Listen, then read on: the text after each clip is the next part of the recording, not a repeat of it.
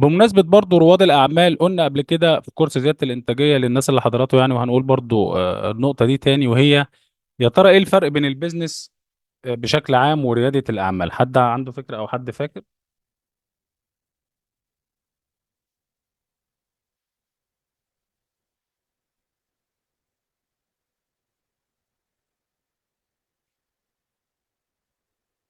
حد فاكر إيه الفرق بين البيزنس التقليدي وريادة الأعمال؟ الكلام ده اتكلمناه في كورس زيادة الإنتاجية.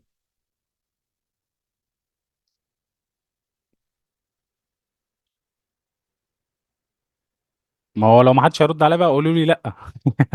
يعني قولي لي لأ، ما حدش فاكر، ما حدش مذاكر. الصوت واضح يا جماعة؟ صوت واضح يا دكتور، صوت طب واضح. حد يرد عليا بقى. أنا عارف إن أنت يا إلياس ما حضرتش زيادة الإنتاجية، أنا عارف. نعم نعم بالتأكيد. كده ما ردي حد، عليك. ما هو يا حد يرد عليا بقى يا حد يقول لي لا اقول. فاهمين؟ معلش معلش أنا. طيب، هو برضو كلمة ان في فرق بين البيزنس وريادة الاعمال مش دقيقة قوي، لان ريادة الاعمال موديل في البيزنس. يعني هو البيزنس موديل هو اللي يشمل برضو ريادة الاعمال، بس هي عشان الشائع يعني الناس بتتكلم على إدارة الاعمال على انها البيزنس، وريادة الاعمال مختلفة عن إدارة الاعمال. تمام.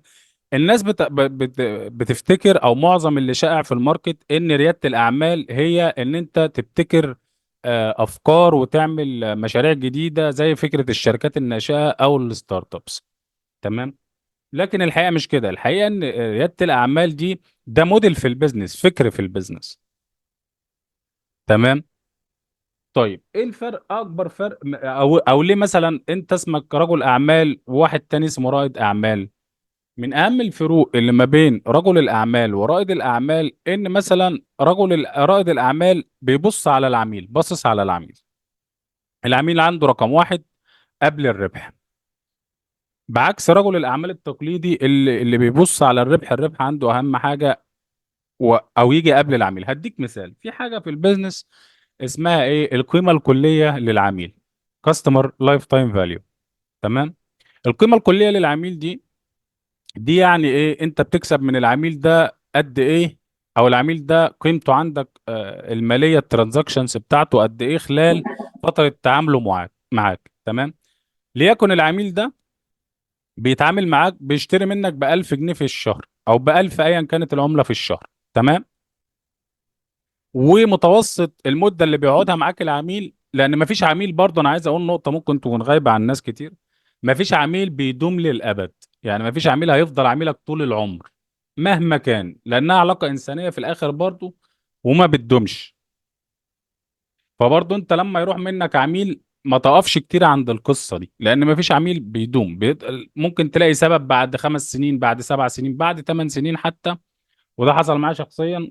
وعميل خلاص انت متخيل ان هو عمره ما يسيبك، وهو نفسه متخيل ان عمره ما يسيبك، وتيجي حاجة تخلي الدنيا ايه، كل واحد يروح في اتجاه. فما فيش عميل بيدوم ايه مدى الحياة، بس في متوسط مدة بيقعدها معاك. فخلينا مثلا هنقول في المثال ده 3 سنين. 3 سنين يعني 36 شهر، بيديك في الشهر 1000، يبقى القيمة الكلية بتاعته بالنسبة لك كام؟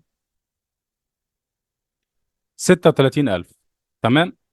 طيب جه العميل ده عنده مشكلة، حل المشكلة هيكلفك 2000 او 3000 جنيه. رجل الاعمال هيقول ايه؟ او التاجر هيقول ايه؟ هيقول طب والله انا الشهر ده هكسب منه 1000 جنيه، اخسر له 3 ليه؟ عفوا. فهيحل له المشكلة دي.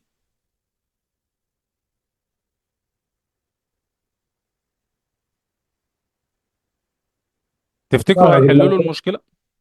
لا، اغلب ممكن يحلها. كده ان هو هيحسب تكلفة وعائد. هيبص عليها كده، هيبص تحت رجليه، فهيقول له، فمش هيحل له المشكلة. ودي النماذج دي احنا بنشوفها كتير جدا. يعني تشوف ان ممكن واحد يخسر عميل علشان ايه؟ علشان حاجة زي كده. رائد الاعمال بيبص لبعيد، فهيجي يقول ايه؟ هيقول لا والله ده القيمة الكلية بتاعته 36,000، فانا ما فيش مشكلة اخسر الثلاثة دول دلوقتي في مقابل ان هو هيكمل معايا. بالعكس، لما انا احل له المشكلة دي، عكس ما السوق ما بيعمل، هو ممكن يكمل معايا مدة أطول. فدي أحد الفروق المهمة برضو بين رجل الأعمال ورائد الأعمال. رجل الأعمال أداته الأساسية الحسابات والأرقام، بيبص على إيه؟ بيبص على الأرقام. وده أنا بتكلم عن رجل الأعمال الناجح كمان ورائد الأعمال الناجح. رائد الأعمال أداته الأساسية الإحصائيات، بيبص لبعيد، بيشوف ده هيأثر عليا قدام إزاي. فعلشان كده هو مش غبي، هو مش عايز يكسب.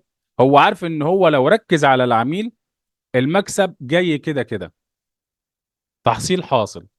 انما رجل الاعمال التقليدي او التاجر التقليدي باصص على المكسب. طب خلي مثلا، انا هنا مش بتكلم بقى عن فرق بدلة وجلابية، وواحد في محل وواحد في شركة، هو فكر. يعني ممكن واحد في محل يكون تفكيره كده.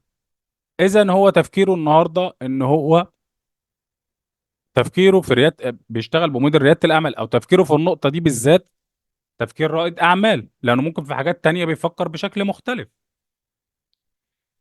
اللي لابس بدلة او شركة كبيرة وكده وما بصش على العميل في اللحظة دي او في الموقف ده، وبص تحت رجليه، هل هو هنا مهما كانت الشركة كبيرة ومهما كانت مقراتها عاملة ازاي ومهما كان بيلبس ازاي، هل هو هنا رائد اعمال ولا هل هو هنا تاجر؟ تاجر. فالفكر ده بيتحول. يعني ممكن محمود اللي بيتكلم عن ريادة الاعمال دي يتحط في موقف يلاقي نفسه بيبص تحت رجليه، او تركيز، يفقد تركيزه، فما يبقاش العميل عنده رقم واحد في اللحظه دي، هو مش رائد اعمال. تمام.